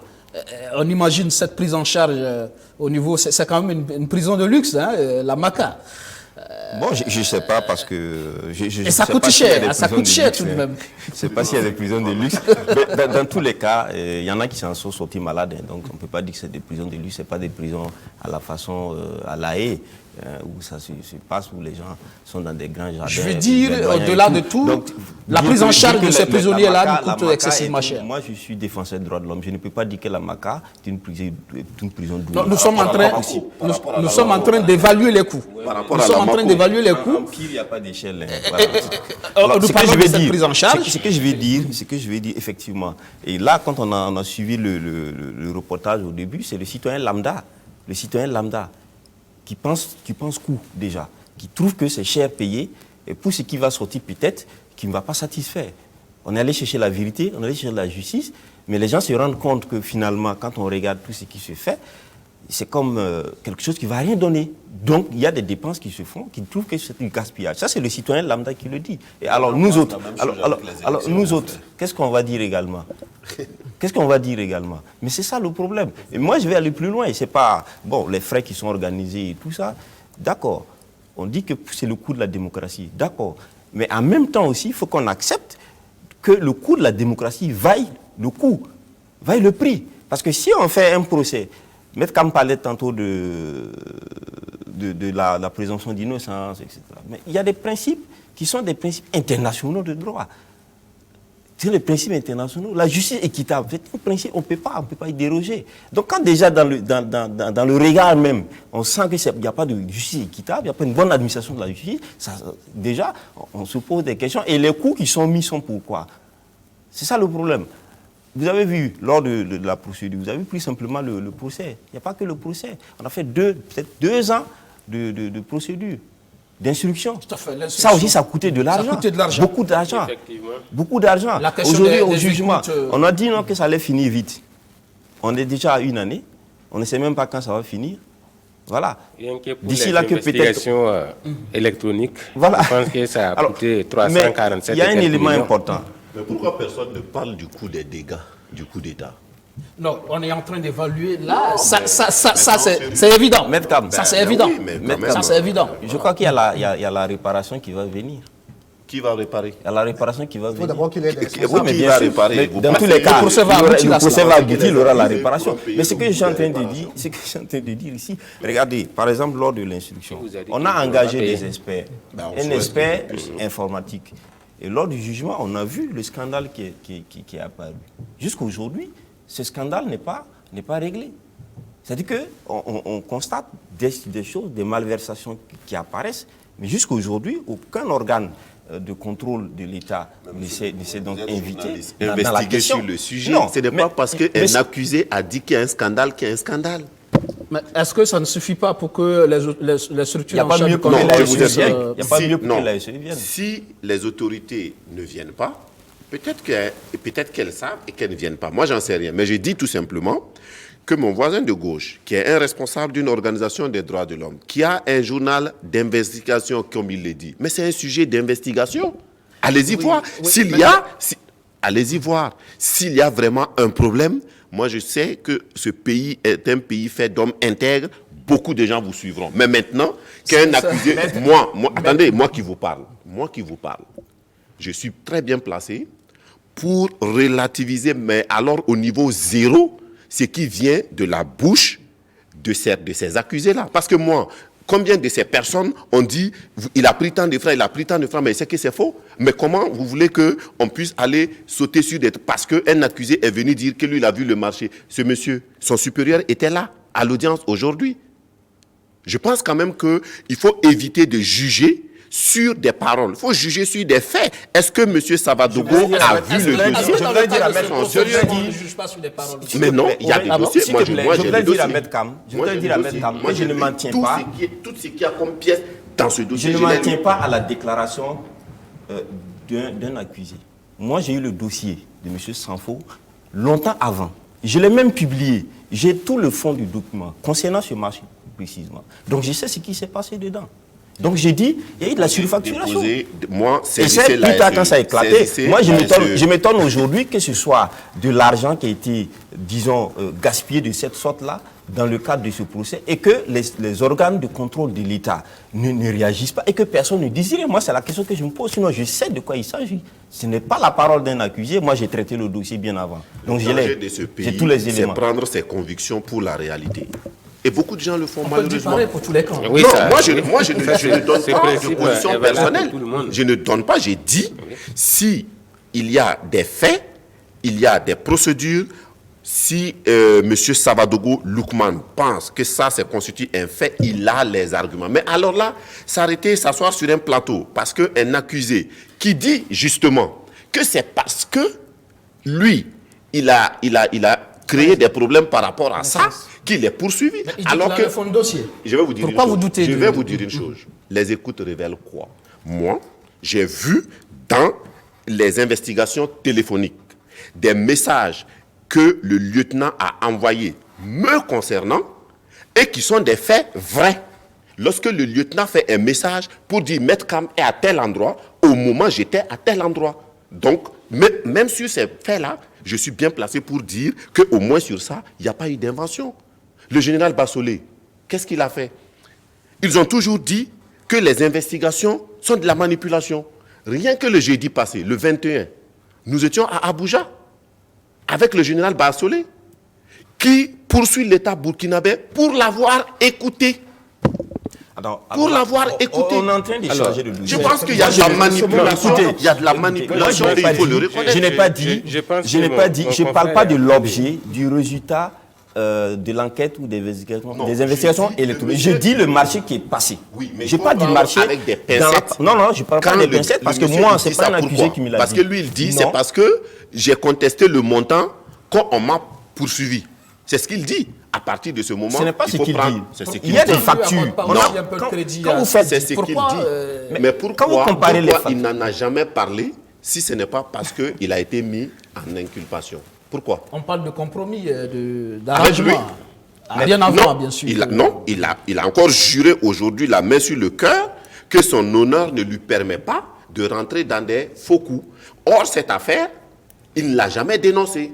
C'est parce que les investigations ont révélé qu'il était un agent double, qu'il a été inculpé, qu'il dit « On m'a inculpé parce que j'ai refusé ce marché, donc on a inventé pour moi. » Et franchement, quand c'est comme ça, il faut quand même savoir raison garder. Je voudrais simplement qu'on dise quelque chose ici. Je ne voudrais pas qu'on considère ici que moi, ce que je dis concerne le travail de M. Sanfo ou concerne les dits du lieutenant Limon. Moi, j'ai dit, sur papier, sur pièce, le marché qui a été passé, un marché se passe dans des règles. Le marché qui a été passé, les écritures qui sont sur le marché, les papiers du marché, sont des écritures qui donnent des malversations. Moi, je parle de ça. Mais le reste, je ne m'y mets pas parce que je ne sais pas. Mais ce qui est sûr, pour ce que je dis, je voudrais dire à M. Mercam que ce n'est pas les dits de quelqu'un. C'est sur papier, je peux lui faire une copie s'il veut. Ok. Je suis preneur. C'était donc les dits de quelqu'un. Je pense que mon confrère et puis Nekam, il a des problèmes avec les accusés. Ça se comprend parce qu'il est avocat de la partie civile. Et je voudrais dire que donc pour le cas de Bassolé et puis du lieutenant qu'il vient d'invoquer ici, il faut faire très attention parce que c'est un dossier qui est en cours. On ne sait pas la décision donc qui sera rendue par le tribunal. Si par la suite ils sont blanchis par le tribunal, qu'est-ce que vous allez en dire? Je donnerai mon point de vue. Je dirais que ce n'est pas normal. Que ce n'est pas normal que... Parce que dans le dossier que je connais, je ne vois pas comment certaines personnes peuvent être blanchies. Je suis quand même juriste, j'ai eu beaucoup d'années d'expérience. J'ai pratiqué la justice dans tous les sens. Le tribunal est souverain. Absolument. Mais on a le droit de critiquer. Voilà. Si je ne suis pas d'accord, je le dirai. Et même que ce soit un accusé donc, ou n'importe quelle autre personne donc, qui le dit, cela n'empêche pas qu'effectivement, au regard de la gravité des faits, on fasse des investigations pour effectivement situer les responsabilités et dire donc au peuple burkinabé, au nom duquel la justice est rendue, effectivement, par rapport donc à tel aspect, voilà la vérité. Par rapport donc à ce qui avait été dit par telle personne, voilà les enquêtes, voilà les résultats auxquels nous sommes parvenus. Ça participe donc à la transparence. Mais prendre effectivement les déclarations des accusés ou bien des autres personnes par rapport donc aux prévarications qu'il y a eu et dire, bon, d'office, comme c'est un accusé, ouf, il n'y a pas de problème, on classe ensuite. Je pense que ça aussi, donc c'est un problème. Mon point de vue. La confiance n'exclut pas qu'on vérifie pour effectivement confirmer et puis infirmer. Donc ça, c'est mon point de vue.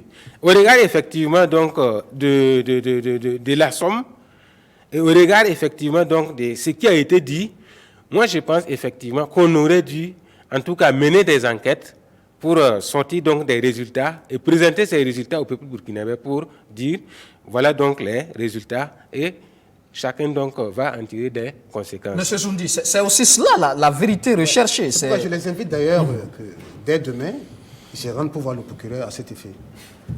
Cela dit, je voudrais quand même intervenir sur le coût du procès. Vous savez, vaut mieux un coût excessif et pour un procès respectueux des droits de l'homme qu'un vil prix pour un procès qui bafoue les droits de l'homme. Vous vous souvenez, ici, il y avait le régime d'exception. Sous les TPR, il n'y avait même pas d'avocat. Il y avait le renversement de la charge de la preuve. Il appartenait à l'accusé de prouver qu'il n'était pas coupable. Mais cette époque est révolue. Nous sommes dans le carcan maintenant de l'état de droit. Rappelez-vous également que des hommes ici, tels que les Henri Zongo, ont connu des procès en quelques heures. Et passé à la potence. Monsieur Zoundi, vous semblez douter, vous l'avez dit tout à l'heure, vous semblez douter de l'issue de ce procès au regard de ce que vous constatez déjà par rapport à la vérité et à la justice. En même temps, est-ce qu'il faut mettre tout ce coup pour ça, à la fin, se retrouver avec un verdict qui forcément ne permet pas d'arriver à cette justice, à cette vérité des faits et à cette justice justement. Vous savez, un philosophe disait que le doute est méthodique. Je doute, peut-être, mais je dirais plutôt que je reste sur ma soif. Et j'ai même dit que le procès est en cours et j'attends de voir l'aboutissement de ce procès. Rappelez-vous qu'en 2004, il y a eu le procès des capitaines Walid Diapagri et Naon Babou et autres pour une tentative de coup d'État. Il n'y a même pas eu de mort d'homme. On a eu droit à un procès. Ils ont été condamnés. Ils ont purgé les peines. Mais il faut saluer le courage de ces hommes qui ont assumé devant l'opinion publique nationale et internationale pour dire qu'ils ont fait le coup d'État. Il cite même les termes du capitaine Walid qui disait qu'ils ont fait le coup d'État pour mettre fin du site à la Comport Rose. Ils ont assumé. Mais dans ce procès, personne n'assume. Chacun vient, il a oublié, il ne se rappelle plus. On tronque les faits. Et, comme le disait, je pense que c'est l'ancien chef d'état-major général qui disait que ce n'est pas un Saint-Esprit qui a fait ce coup d'État. Je ne dirais même pas un Saint. Un Saint-Esprit ne fera pas seulement. Ce n'est pas un esprit qui a fait ce coup d'État. C'est les hommes qui ont fait ce coup d'État. Et je pense qu'il faut assumer.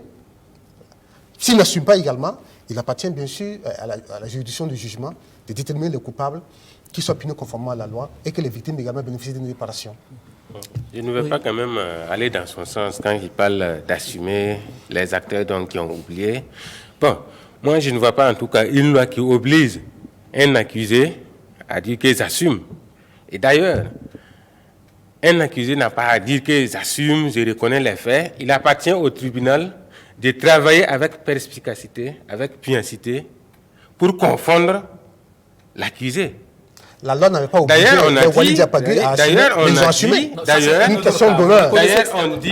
On dit que l'accusé il a le droit de mentir pour sa défense. Pour sa défense, il a le droit de mentir. Donc, que l'accusé, qu'il reconnaisse ou qu'il s'assume ou qu'il ne s'assume pas, qu'il ne reconnaisse pas, ça n'empêche pas, en tout cas au tribunal, de prendre une décision, puisque la partie poursuivante, le ministère public, aurait rapporté des preuves dont l'appréciation va effectivement forger la conviction du tribunal. Que l'accusé s'assume ou pas, ça, ce n'est pas un problème. C'est pas un problème. C'est pas un problème. Je le toque en disant non, moi, je en comprends, droit pénal, il y a l'aveu. Je comprends par exemple. L'aveu est prévu par la loi. L'aveu, c'est une forme, c'est assumé. Même l'aveu, la loi prévoit que même s'il y a un aveu, qu'on doit l'examiner comme les autres éléments de preuve. Tout à fait, mais dans le cas c'est-à-dire qu'on l'examine, qu'on les prenne donc avec des pincettes. Ça facilite la tâche. Ça aussi, c'est une réalité. Ça aussi, c'est une réalité. Ça aussi, c'est une réalité. Je vois le débat entre les voisins d'en face qui confirment que notre justice n'est pas tout simplement en adéquation. Parce que ce que mon confrère dit est tout à fait vrai. Ça veut dire l'aveu, ce n'est pas une preuve. Mais effectivement, quand on entend les gens, le procès aurait conduit à la vérité si on était arrivé à confondre les accusés pour qu'ils disent « oui, finalement, c'est nous qui l'avons fait ».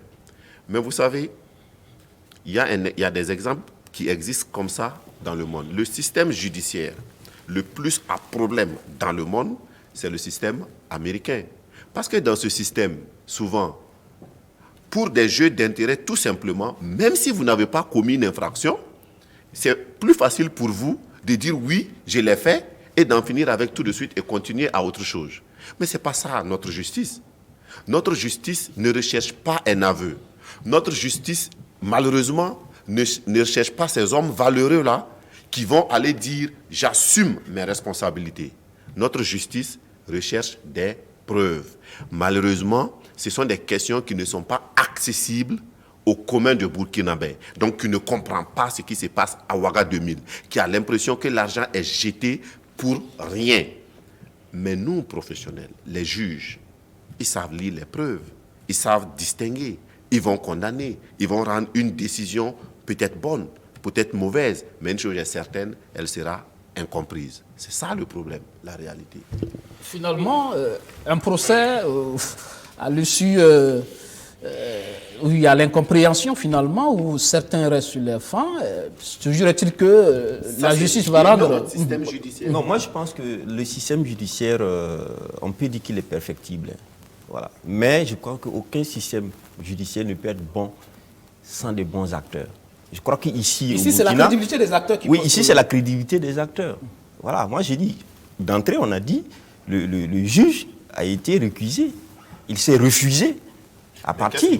Il aurait pu partir, parce que là, on est en train de parler... Non, maître, Zoundi parlait d'hommes valeureux. Mais attends, il faut aussi que de l'autre côté aussi, on en demande. Moi, je dis, est-ce que là, qu'est-ce qui empêchait, par exemple, le juge, tout simplement, de se recuser? Ça aussi, c'est là. Son serment. Ah bon? Ah oui, son serment. Même quand il a récusé sur des questions de règles. Mais ça, c'est vous qui... Des questions de règles. Non. Vous voyez, on voulait nous amener dans un jeu. Voyez-vous, on s'en fout, excusez-moi du terme, de l'obligation, le respect pour le juge, de son statut, de son serment. Parce que des partis voulaient le récuser, il devrait accepter. Un autre juge vient, il le récuse. De 2018 jusqu'à aujourd'hui, on serait toujours en train de récuser. Non, mais c'est ça la réalité. Je pense que si c'est de cette façon qu'on va dire les choses, autant dire qu'on n'a pas de justice, parce que je pense quand même que ceux qui ont récusé le juge l'ont récusé sur un fondement. La question de la récusation... Sur un fondement, non, sur un fondement quand même. Je pense que ça aussi... Je dis que la question de récusation n'a pas été posée uniquement devant les tribunaux militaires. La question a été posée devant la Cour d'appel. La question a été posée devant la Cour de cassation. Toutes ces juridictions se sont déclarées incompétentes. La loi prévoit des suites que vous n'avez pas faites. Et ce qui est grave, ce qui est très grave, c'est la position, la première présidente de la Cour de cassation. C'est la chambre criminelle qui a été saisie, qui devrait rendre sa décision par arrêt. Et la présidente est allée en lieu et place de la chambre criminelle de la Cour de cassation par ordonnance pour dire que la chambre criminelle de la Cour de cassation est incompétente. Alors, ça, c'est suffisamment grave, c'est d'autant plus que c'est la juridiction suprême donc, qui a rendu cette décision. Je voulais juste terminer très rapidement. C'était de dire que c'est vrai que le système, il est perfectible, mais il n'y aura pas de meilleur système s'il n'y a pas de gens, des gens qui s'assument, des gens qui sont réellement indépendants. Sinon, autrement dit, on peut construire le meilleur système, ou alors on dit mettre en phase la justice avec le peuple, comme le peuple le veut, c'est-à-dire qu'en ce moment-là, on reviendra au TPR, comme on le disait, ou alors on va dans la cour du Moro-Naba pour juger les gens, et puis c'est tout. Sinon, autrement dit, on ne peut pas arriver à une justice dans l'état de droit sans passer par celle que nous avons. Maintenant, il faut qu'il y ait des hommes. Parce que Loukman aborde un sujet qui me passionne, c'est l'indépendance de la justice. Pour qui me connaît, on sait quand même l'attachement que j'ai pour l'indépendance de la justice. Sauf que l'indépendance de la justice suppose que la justice soit indépendante, non seulement du pouvoir politique, mais aussi des groupes de pression. Mais ici, j'ai l'impression que... Malheureusement, on a vu des groupes de pression qui sont allés contester des décisions. Mais les groupes de pression ont le droit... Les groupes de pression sont dans leur droit de contester. C'est le juge qui doit résister. C'est ça l'indépendance. C'est pour ça qu'il a un statut protecteur. Et donc, lorsqu'il y a des gens qui pensent que le juge aurait dit, on dit la justice n'est pas indépendante, mais non, elle est indépendante si elle arrive à résister aux pressions d'où qu'elles viennent, politiques, sociales ou d'où qu'elles viennent, comme je l'ai dit. C'est ça l'indépendance, c'est pour ça que nous nous battons. L'indépendance, moi je n'entends pas sous la forme de contorsion. Hein. Oui, Zoundi, pour terminer justement, comment on voit la suite justement de ce procès? Est-ce qu'on va encore finir l'année 2019 sans verdict? Est-ce qu'on va continuer à injecter assez d'argent dans un procès? On disait au départ que le procès doit avoir un but pédagogique. Il y a un philosophe qui disait qu'il n'y a pas de pédagogie sans pédagogue. Donc il faudrait que les acteurs eux-mêmes soient des pédagogues. Les juges, les avocats, les témoins, les accusés, les parties civiles, tout le monde doit être des pédagogues pour permettre au peuple de tirer une leçon. Laquelle est la suivante. Ce n'est pas parce qu'on a une arme qu'on peut prendre un peuple en otage pour imposer son point de vue politique. Non. Quand vous faites la politique, on enlève son treillis, on va sur le terrain politique, on part campagne et le pouvoir se rapporte par les urnes et non par les armes. C'est la leçon qu'on peut tirer de cela et nous souhaitons véritablement que la lumière soit faite pour que les victimes puissent bénéficier d'une réparation digne de ce nom. Au niveau de la défense, on est confiant pour la suite. Au niveau de la défense, nous souhaitons quand même que les uns et les autres respectent la présomption d'innocence des accusés. Pas seulement donc des accusés qui sont devant le tribunal militaire, mais de tout accusé. Parce que demain, ça peut être moi qui peux me retrouver à la place donc des accusés. Donc nous avons un principe, il faut respecter la présomption d'innocence. Éviter les évidences. Éviter donc les évidences. Parce qu'effectivement, la vérité judiciaire est aléatoire. Ce que nous attendons effectivement, c'est un procès, un long procès, mais il faut se dire aussi que c'est un procès exceptionnel au regard donc de la complexité des infractions qui sont poursuivies, au regard également du nombre d'accusés. Donc, c'est le dossier qui conduit les acteurs de la justice. Ce n'est pas les acteurs de la justice qui conduisent ces dossiers. C'est ces dossiers-là qui les conduisent. Donc, nous demandons aux uns et aux autres de prendre leur mal en patience jusqu'à ce qu'effectivement, toutes les étapes soient respectées pour qu'on parvienne donc à une décision. Là, ceux qui ne sont pas d'accord, ceux qui ne sont pas satisfaits donc, par la décision, pourront exercer les voies de recours donc, que la loi prévoit. Merci. Oui, Maître. Je savais que l'émission n'allait pas finir sans que mon bien estimé confrère et moi, on se retrouve. Parce que sur la question, je suis totalement d'accord. D'ailleurs, franchement, quand moi je regarde le dossier, le volume du dossier, le nombre de personnes, et quand je vois le chemin parcouru en un an, souvent il m'arrive de me dire qu'on est allé trop vite. Parce que malheureusement, comme on dit, l'horloge de la justice retarde souvent, même si son heure finit par arriver.